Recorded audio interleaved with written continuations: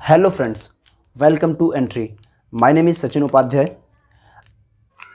RRB PO और clerk के लिए मोस्ट एक्सपेक्टेड क्वेश्चंस की जो सीरीज़ चल रही है उसी को आज आगे कंटिन्यू करते हैं। देखिए, शुरू कर देते हैं। आज का पहला क्वेश्चन है बोट एंड स्ट्रीम से। देखो, एक व्यक्ति नाव से एक स्थान से दूसरे स्थान तक जाता है और वापस आता है, तो उसको टोटल 5 घंटे लगते हैं। अब आपसे पूछ रहा है वो जिस स्थान तक गया था उसकी दूरी क्या है।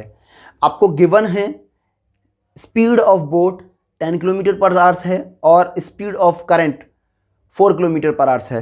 तो ए और बी, सपोज ऐसे जा रहा है तो डाउन स्ट्रीम है, ये पानी इधर डायरेक्शन में बह रहा है, और अपर साइड में आता है तो वो अप स्ट्रीम हो गई। बात यहां तक क्लियर हुई। डाउन स्ट्रीम की स्पीड जो होगी वो बोट की स्पीड प्लस के वाटर की स्पीड यानी 14 किलोमीटर पर आवर्स आ गई, और अप स्ट्रीम जो हो गया बोट की स्पीड माइनस वाटर की स्पीड, और 10 माइनस के 4 यानी ये 6 किलोमीटर पर आवर्स आ गया। अब आप इस क्वेश्चन को ऑप्शन के माध्यम से बहुत आसानी से सॉल्व कर पाओगे, यानी बिना देखे ही सॉल्व कर दोगे। इसके देखो, मैं ऑप्शन लिख रहा हूं एक बार। ए ऑप्शन दे रखा है 25 kilometre per hours, B 21 kilometre, C 29 kilometre और डी 50 किलोमीटर। ई इनमें से नन ऑफ दीज जो मैंने मेंशन नहीं किया है। अब आप एक बात सोचो कि आपको जो वैल्यू चाहिए 5 आवर्स आ रहे हैं, तो ऐसी वैल्यू देखो जो ये 14 है यानी इसमें 7 है, 7 से डिविजिबल कोई वैल्यू हो। जब आप देखोगे कि ऑप्शन बी ही करेक्ट है, अच्छा, तो आपका आंसर लगा दिया 21 किलोमीटर। अदरवाइज चेक कैसे करेंगे इस 21 किलोमीटर को? जैसे मैंने सोचा ऐसे आप कैसे सोचेंगे?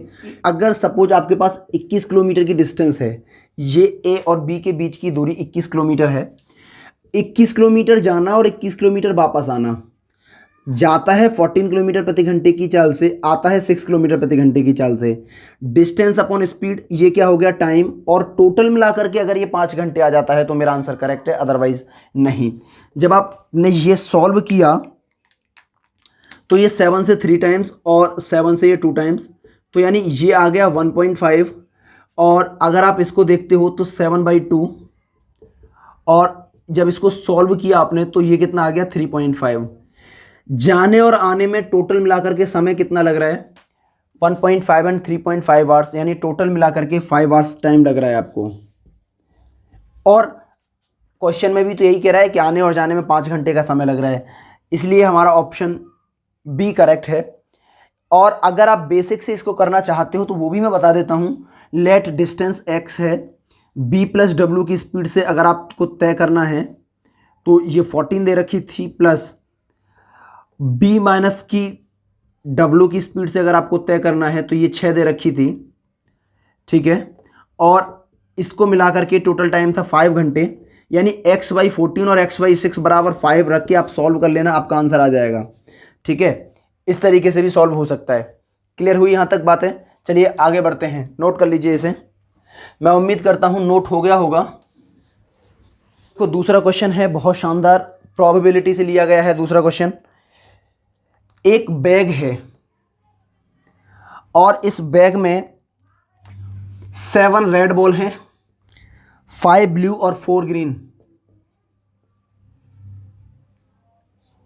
और 4 आपकी हैं ग्रीन।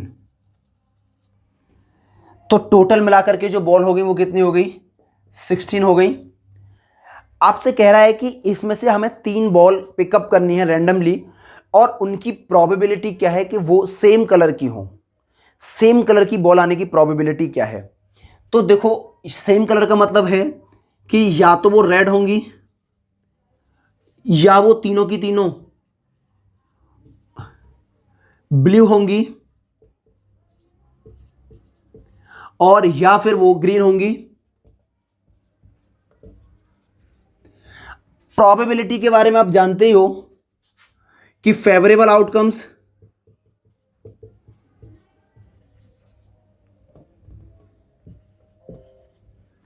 बात क्लियर हुई यहां तक? अब आप इस क्वेश्चन को देखते हो तो अगर सारी की सारी रेड गेंद आ जाए तो उसकी प्रोबेबिलिटी क्या है? जब आपने पहली गेंद पिकअप की तो आपके पास रेड बॉल थी 7, यानी आपके फेवरेबल आउटकम 7 थे, और कितनी गेंद थी टोटल? 16। जब एक गेंद पिकअप हो गई तो इसके बाद में आपके पास रेड गेंद बची 6 और टोटल गेंद बची 15। दो पिकअप हो गई तो रेड गेंद बची 5 और 14, क्योंकि हम रेड की प्रोबेबिलिटी के लिए ही निकाल रहे थे। और दूसरा ब्लू के लिए आप निकाल लो। तो ब्लू अगर गेंद आती है या तो रेड होगी या ब्लू होगी या ग्रीन होगी, तीनों अलग अलग। ये रेड के लिए आ गई। ब्लू के लिए क्या आएगी कि टोटल 5 फेवरेबल आउटकम्स हैं आउट ऑफ 16। जब एक गेंद निकल गई तो 4 आउट ऑफ 15 और एक और निकल गई तो 3 आउट ऑफ 14। और इसके बाद में ग्रीन की हम बात कर लेते हैं। तो ग्रीन क्या है? 4 बॉल हैं ग्रीन आपकी आउट ऑफ 16। जब एक निकल गई तो 3 आउट ऑफ 15 और 2 आउट ऑफ 14। देखो, और का मतलब प्रोबेबिलिटी में होता है प्लस, तो आप इस और सभी और की जगह क्या लगा दो? प्लस लगा दो।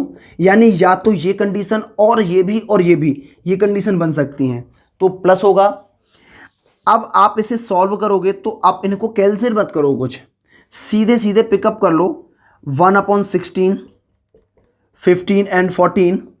जब ऊपर से देखते हो तो 30, 210 प्लस के 60, 60 प्लस के 24।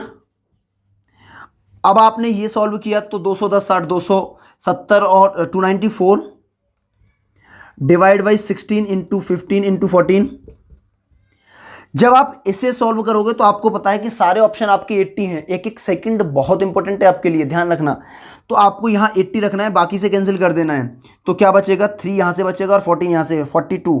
और आप इससे जब कैंसिल करोगे 42 तो यानी ये चला जाएगा 7 टाइम्स है। 7/80 आपका आंसर हो जाएगा, ठीक है ना? 7/80 आंसर आ जाएगा। ये प्रोबेबिलिटी रहेगी सभी गेंद को सेम कलर के आने की। नोट कर लो इसे।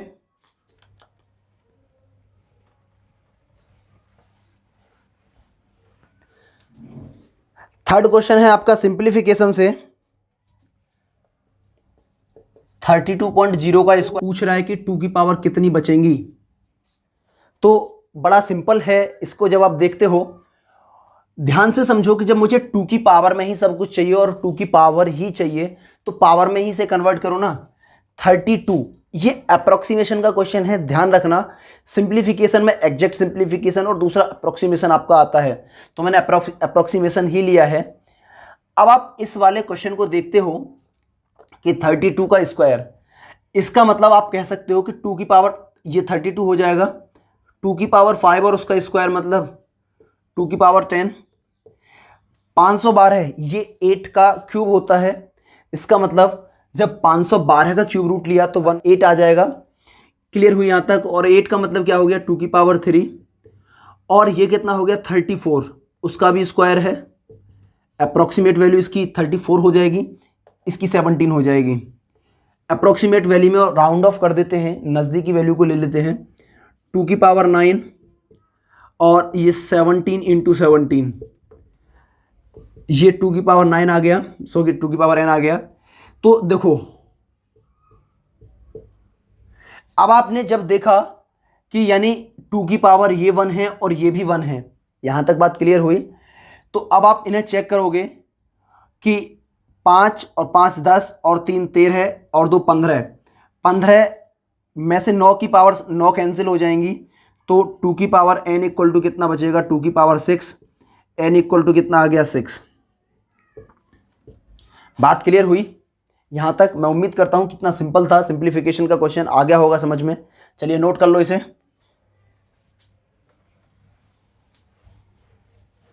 फोर्थ क्वेश्चन है आपका find the missing number. Series दे रखी है 16, 9, 10, 21, 85 और नेक्स्ट पॉइंट आपसे पूछ रहा है। ऑप्शन में देख रहे हो कि 700 के प्लस ही हैं सारे ऑप्शन। 600 700 के प्लस है ऑप्शन। इसका मतलब क्या है कि डेफिनेटली मल्टीप्लाई तो हुआ है।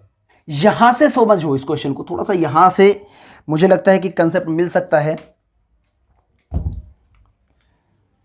यहां से कंसेप्ट मिल सकता है कि अगर मैं इंटू 1+1 करता हूं तो 10 आ रहा है, ठीक है। ये बात तो, ये इसका डबल है, यानी इंटू 2 प्लस के 1 करता हूं तो भी मिल गई बात।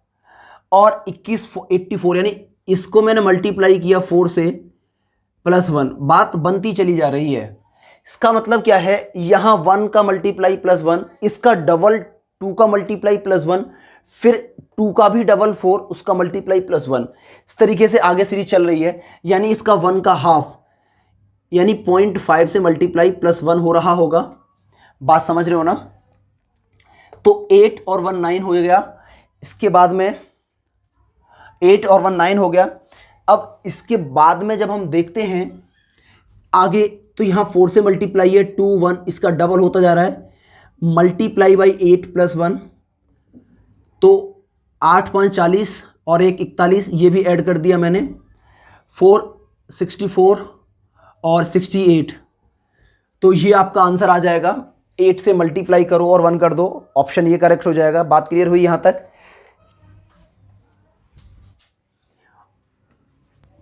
पांचवा क्वेश्चन कह रहा है कि Shyam deposit 80,000 rupees in a bank which पे 10% कंपाउंड इंटरेस्ट फॉर 2 ईयर्स, यानी 80,000 रुपये उसने बैंक में जमा किए 2 साल के लिए, जो 10% पर एनम कंपाउंड इंटरेस्ट पे करेंगे।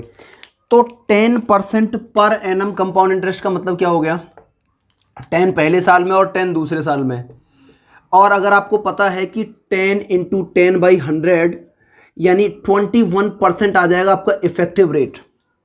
इसकी बेसिक सीरीज में आपको, मैं उम्मीद करता हूँ ये आ रहे होंगे, नहीं आ रहे होंगे तो इसकी एक बेसिक सीरीज आपको डाल दी जाएगी जो कोर्स के फॉर्मेट में होगी, ठीक है। तब आपको ये सारे पॉइंट मैं समझा दूंगा कि कैसे आया। अभी फिलहाल आप ये मान के चलिए कि a + b + के AB/100 करके आप कंपाउंड निकाल लीजिए, ठीक है। यानी 80,000 रुपये उसने डिपॉजिट किए थे और शाम के हो गए 80,000 रुपीज़, और 2 साल में 21% का इंटरेस्ट मिल गया, यानी टोटल अमाउंट बन गया 121%। और राम भी बिजनेस में साथ ही शुरू किया है, राम ने 60,000 रुपये लगाए हैं बिजनेस में और 1 साल के लिए, जबकि श्याम ने 6 मंथ के लिए लगाए हैं। बात यहां तक क्लियर हुई? तो आप सॉल्व कर लो। सॉल्व करने के बाद आपको इतना तो पता चलेगा कि श्याम का जो प्रॉफिट होगा वो 121 के मल्टीपल में होगा। ये 2 0 कैंसिल और इन 2 से ये 2 0 कैंसिल, 6 से ये 100 टाइम्स चला गया। अब 8 से आपको काटना है तो ये 3 और ये 2 आ गया, और ये 2 से 50, तो 121/150 में इनका प्रॉफिट डिवाइड हो जाएगा। ये क्वेश्चन कंपाउंड इंटरेस्ट और पार्टनरशिप का कॉम्बिनेशन करके फ्रेम किया है। काफ़ी अच्छा क्वेश्चन था, बशर्ते कि आपको ये पता रहे कि हम इफेक्टिव रेट एग्जैक्ट एक साथ निकाल सकते हैं। अगर या आप ट्री वाला मेथड यूज करते हैं या फिर फॉर्मूले लगा के ये वैल्यू निकालते हैं तो फिर ये बहुत लेंथी हो जाएगा, ठीक है। नोट कर लो इस क्वेश्चन को, आगे बढ़ते हैं। आइए क्वेश्चन नंबर 6 की तरफ चलते हैं। क्वेश्चन नंबर जो 6 है वो मिक्सचर से है। क्वेश्चन कह रहा है कि 69 रुपीज़ को 115 स्टूडेंट्स में डिवाइड किया जाता है कि लड़के को लड़की की तुलना में डबल मिले और लड़की को लड़के की अपेक्षा 50 पैसे कम मिले। तो आप ये देखिए कि बॉयज़ और गर्ल्स रेशियो बता रहा है कि बॉयज़ को ट्वाइस मिलना चाहिए गर्ल्स की अपेक्षा, और ये भी कह रहा है कि गर्ल्स को 50 पैसे कम मिलेंगे। तो इन दोनों का डिफरेंस कितना आ रहा है, यहाँ 1 यूनिट, और ये 50 पैसे के बराबर है। तो बॉयज़ को कितने मिले भाई, 2 × 50 पैसे, 1 रुपया। गर्ल्स को कितना मिला, 1 × 50 पैसे, यानी 50 पैसे। तो मिक्सचर लगा दीजिए यहाँ पे, बॉयज़ गर्ल्स 1 रुपया यानी 100 पैसे, गर्ल्स को मिला है 50 पैसे। अच्छा, प्रत्येक स्टूडेंट को कितना मिला, एवरेज कितना आया प्रत्येक के हिस्से में? ये तो बॉयज़ का हो गया, ये गर्ल्स का हो गया, प्रत्येक स्टूडेंट के हिस्से में कितना आया, एवरेज कितना आया? एवरेज आपसे पूछ रहा है पहले। तो आपको पता है कि 69 रुपीज़ हैं, डिवाइड कर दिया है 115 स्टूडेंट में। रुपीज़ को आपने पैसे में कन्वर्ट करने के लिए 100 से मल्टीप्लाई कर लिया, तो ये सीधे सीधे 6 टाइम्स जा रहा है, यानी 60 पैसे पर कैंडिडेट मिलेगा। तो आपको पता है कि मिक्सचर में जो एवरेज वैल्यू आती है उसे बीच में लगा देते हैं, और ये आ गया 10 और 40। आपने इसका रेशियो देखा तो नंबर ऑफ कैंडिडेट का रेशियो आ गया ये।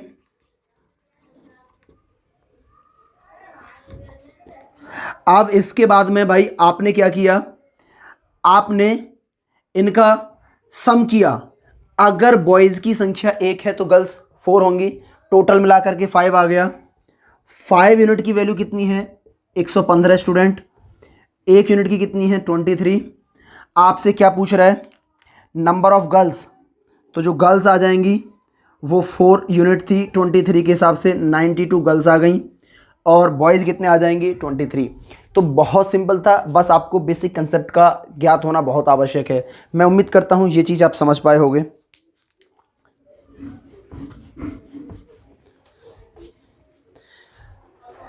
तो देखिए नेक्स्ट क्वेश्चन देखिए, क्वाड्रेटिक इक्वेशन आपको गिवन है, और इक्वेशन भी क्या है, 4q² प्लस 8q, और ये है 4q प्लस के 8 के। अच्छा, आप इस q की इक्वेशन को सिंप्लीफाई करोगे तो एक इक्वेशन बना लो, तो ये 4q² प्लस के 4q माइनस के 8 बराबर 0। इसका और इसका मल्टीप्लाई करके ऐसा फैक्टर लाना है जो सपरेट करने के बाद 4 आ जाए। 8 चौके 32 और 8 में से 4 गया तो 4, ये तो सीधे सीधे फैक्टर बन गए। ये तो मैंने लास्ट क्लास में भी डिस्कस किया था। तो एक तो फैक्टर 8 आ गया और एक 4 आ गया। जो स्क्वायर वाला पावर होता है उसका कोफिशिएंट से हम डिवाइड करते हैं, तो ये 4 से डिवाइड हो जाएगा, और ये भी 4 से। तो दूसरा मैंने एक वैल्यू और एक बात और बताई थी इनके साइन वाली, ठीक है। तो साइन की सिचुएशन में मैंने बताया था कि अगर प्लस और माइनस का साइन है तो लार्जर वैल्यू माइनस में होगी,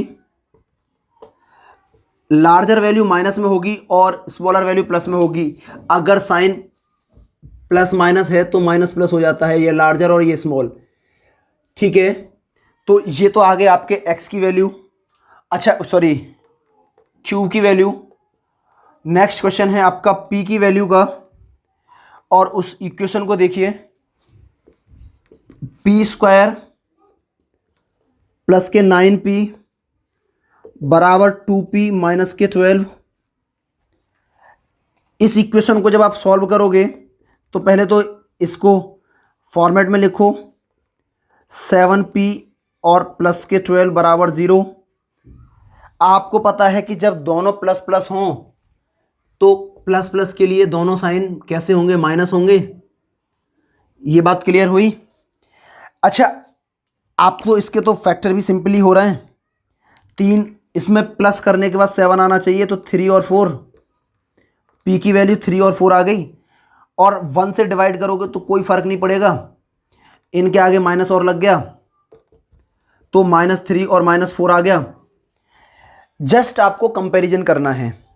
आपने एक बात यहां देखी कि इन इक्वेशन में केवल मैंने बस आपको लिख के दिखाया है, आप ना भी लिखते तभी काम चल जाता। मैं ओरली बताता तो फिर थोड़ा सा दिक्कत हो जाती कि आप समझ ही नहीं पाते कि क्या बोल रहा हूँ, इस वजह से मैंने लिखा है। अदरवाइज बताओ, कुछ कैलकुलेशन नहीं, कुछ नहीं। तो ये ऐसे क्वेश्चन हैं कि आप 5 क्वेश्चन हार्डली 2 मिनट में सॉल्व कर पाएंगे। 2 मिनट से ज़्यादा का समय तो लगना ही नहीं चाहिए, और 1.5 मिनट की ही बात करो, समझ रहे हो ना। तो इतना फास्ट ये चलना चाहिए।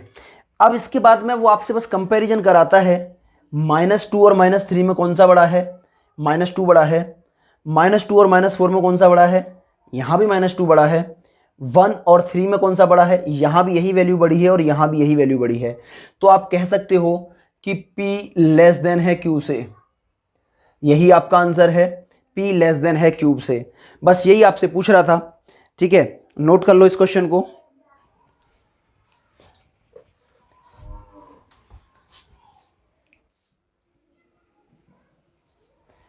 कि एक बेलन है, यानी टोटल सरफेस एरिया 462 वर्ग सेंटीमीटर दे रखा है। आप एक बात समझिए कि ये है एक बेलन, ये मेंसुरेशन से है क्वेश्चन। इसकी कुछ रेडियस r रही होगी, इसकी कुछ ऊंचाई h रही होगी। इसी तरीके से बनता है total surface area. Total surface area दे रखा है इसका 462। टोटल सरफेस एरिया को T ऐसे लिख दिया 462। और लेटरल सरफेस एरिया जो दे रखा है वो 1/3 ऑफ T ऐसे दे रखा है कि इसका 1/3 कर दो। एल ऐसे आ गया इसका, एल ऐसे आ गया आपका 154, क्योंकि टी एस ए का एल ऐसे क्या है? L S A 1/3 of T S A. ये बात यहां तक क्लियर हुई, समझ में आया? अच्छा, आपसे पूछ रहा है कि बेलन का आयतन क्या है, यानी इन दोनों की इक्वेशन के माध्यम से आपको क्या निकालना है? इन दोनों के माध्यम से आपको हाइट निकालनी है और रेडियस निकालनी है। दो अलग अलग इक्वेशन गिवन है। फिर आपको वॉल्यूम निकालना है। तो वॉल्यूम क्या होता है? पाई आर स्क्वायर एच। पाई का मतलब होता है 22/7। इसका मतलब आपके वॉल्यूम में 11 का मल्टीपल होगा। अब आप ऑप्शन चेक करो कि कौन सा 11 से डिविजिबल है। तो 539 जो पहला ऑप्शन है आपका, ये 11 से डिविजिबल है? हाँ है। 11 से डिविजिबिलिटी आप चेक करते हो कि ऑड प्लेस और इवन प्लेस का डिफरेंस 11 से डिविजिबल हो या 0 हो। तो 9 और 5 14, और 14 में से 3 सब्ट्रैक्ट किया तो कितना आ गया? 11। तो ये तो 11 से डिविजिबल है। बी ऑप्शन की अगर मैं बात करता हूं, सारे ऑप्शन बाकी करीबी दे रखे हैं और कोई भी ऑप्शन आपका 11 से डिविजिबल नहीं है, तो आपका आंसर कितना हो जाएगा? 539। इसी को बोलते हैं ऑप्शन एलिमिनेशन मेथड। अब आप इस तरीके से सोचोगे, ये तो बस मैंने आपको लिख के बता दिया, अदरवाइज आप वॉल्यूम की तरफ आते और ये देख लेते सबसे पहले कि कौन सी वैल्यू 11 के मल्टीपल में है, क्योंकि पाई आर स्क्वायर एच, पाई मतलब 22/7, तो 22 से मल्टीप्लाई हो रहा होगा पक्का। बात समझ रहे हो ना? 22 का मतलब है 11 से मल्टीप्लाई। अब 11 से कौन सी वैल्यू डिविजिबल है?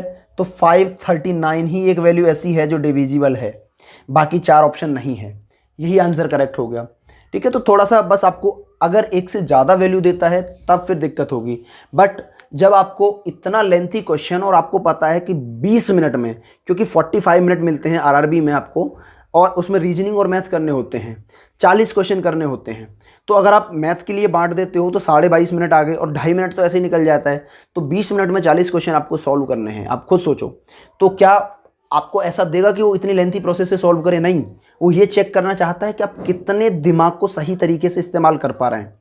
बात क्लियर हुई यहाँ तक? देखो इसको तरीके से और देख लो, ठीक है ना। मैं एक बार बता देता हूँ, बाकी ज़रूरत नहीं है, क्योंकि यहाँ पे जो प्रैक्टिस सेशन आपका चल रहा है, ये प्रैक्टिस सेशन ही तो मुझे कराना है। देखो एल ऐसे क्या होता है? 2πRH, और ये 1/3, इसका फॉर्मूला क्या होता है? 2πR, R प्लस के H, 2πR से 2πR cancel, 3H equal to R plus के H, और R इक्वल टू क्या आ रहा है? 2H। R equal to 2H आ रहा है, यानी इतना ध्यान रखना है हमें। अब आपसे LSA के फॉर्मूले में लगा दीजिए, ये क्या दे रखा है?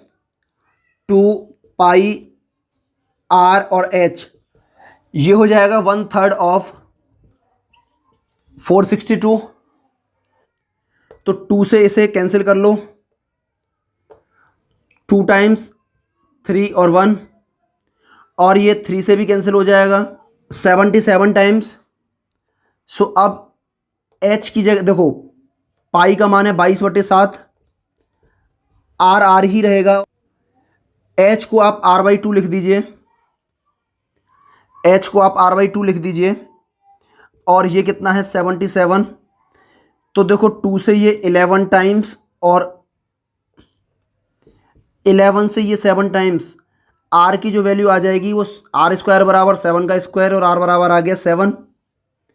बात यहाँ तक क्लियर हुई भाई। आर बराबर कितना आ गया 7। अरे ये 11 से 7 आ जाएगा और इस 7 का मल्टीप्लाई हो जाएगा, तो r² इक्वल टू लिख ही देता हूँ। ठीक है जी, अब बात समझ में आ गई। r इक्वल टू कितना आ गया 7। जब r 7 आ गया तो h कितना आ जाएगा 7/2। अब वॉल्यूम आपसे पूछा है ना, तो लगा दो। वॉल्यूम क्या होता है, पाई r² h ना, पाई की जगह 22/7, r² का मतलब है 7 × 7 और h का मतलब है 7/2। तो ये 7 से ये 7 कैंसिल हो गया, और 2 से ये 11 टाइम्स, 49 का मल्टीप्लाई 11 में करोगे तो कितना आ जाएगा, वही 539। अब आपको बताओ कि क्या इतना लेंथी आपको सॉल्व करवाएगा? भाई आपसे 5 नंबर का थोड़ी ना दे रहा है क्वेश्चन, तो एक ही नंबर का है। मतलब आपको 5 नंबर के लिए नहीं करना है ना, आपको तो एक क्वेश्चन की वैल्यू के लिए सॉल्व करना है। समझ रहे हो ना? आपको कोई बोर्ड की एग्जाम थोड़ी ना लिखने, तो इतना लेंथी आपको लिखने की जरूरत है। बट फिर भी मैंने पिछली वाली स्लाइड में मेंसुरेशन का नहीं लिया था, तो इस वजह से कंप्लीट डिस्क्राइब कर दिया है। ठीक है, उम्मीद करता हूं ये आपकी समझ में आ गया होगा। 9th नंबर का क्वेश्चन है टाइम एंड वर्क से, और क्वेश्चन क्या कह रहा है कि a + b किसी कार्य को 12 और b + c उसे 16 दिन में कर देते हैं। a + b 12 दिन में, b + c 16 दिन में।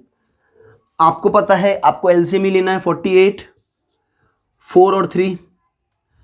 आगे क्वेश्चन कह रहा है कि अगर a 5 दिन करे, b 7 दिन करे, तो रिमेनिंग वर्क c 13 डेज में कंप्लीट कर देता है।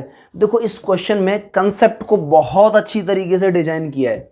समझना बात को कि a से कह रहा है कि a के 5 दिन का वर्क, b के 7 दिन का वर्क और c के 13 दिन का वर्क, यही टोटल वर्क है।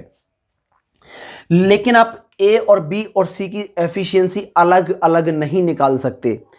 तो ऐसा करते हैं कि a और b, a को 5 दिन करा लो, चाहे कैसे भी करा लो, b को 7 दिन कराओ और c को 13 डेज करा लो। मैंने एक फॉर्मेट टाइप का बना दिया है ये आपके लिए। देखो यहां a + b है, और यहां मैंने b + c से करा दिया और रिमेनिंग वर्क c से करा दिया। a + b की भी एफिशिएंसी मुझे पता है, b + c की भी एफिशिएंसी मुझे पता है। तो उसके बाद में क्या होता है देखते हैं। समझो a और b अगर काश 5 दिन काम कर लें, a के साथ b को भी 5 दिन करा लिया, तो वर्क हो गया 20। b और c को 7 दिन काम कराना है ना, सॉरी, a और b को मैंने 5 दिन काम करा दिया, अब b के काम बचा 2 दिन का, तो आप b और c दोनों को 2-2 दिन लगा दो।